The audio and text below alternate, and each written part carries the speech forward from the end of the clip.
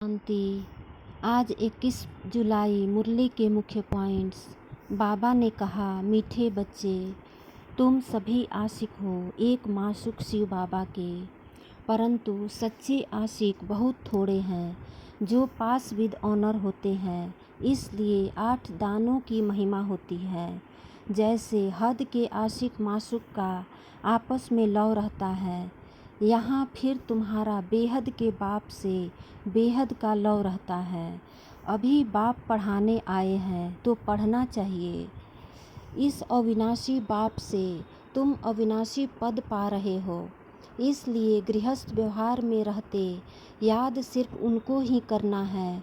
बाप आते हैं पतितों को पावन बनाने, और इस कार्य में तुम बच्चों की मदद लेते हैं। बाबा कहते हैं, जो जो मेरे मददगार बनते हैं, इसकी एवज में मैं उनको फिर स्वर्ग का मालिक बनाता हूँ। तुम अविनाशी ज्ञान रत्नों का व्यापार करते हो। विचार सागर मंथन कर पॉइंट्स निकालने चाहिए।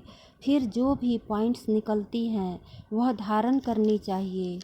तुम गॉडली स्टूडेंट हो तो ये कभी नहीं कहनी चाहिए कि फुर्सत नहीं है।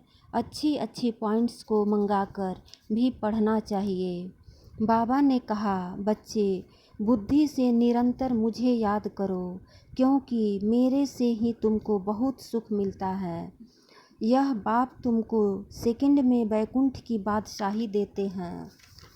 स्वर्ग में कोई दान पुण्य करने से महाराजन नहीं बनता, बल्कि इस समय के पुरुषार्थ से ही वहाँ प्रारब्ध पाते हैं। तो कितना पुरुषार्थ करना चाहिए। मुरली का सार। बाबा ने कहा, मीठे बच्चे, सारी सृष्टि का पालन करता एक बाप है। वह कभी किसी की पालना नहीं लेते, सदा निराकार हैं। यह बात सिद्ध कर सबको समझाना चाहिए। ओम शांति।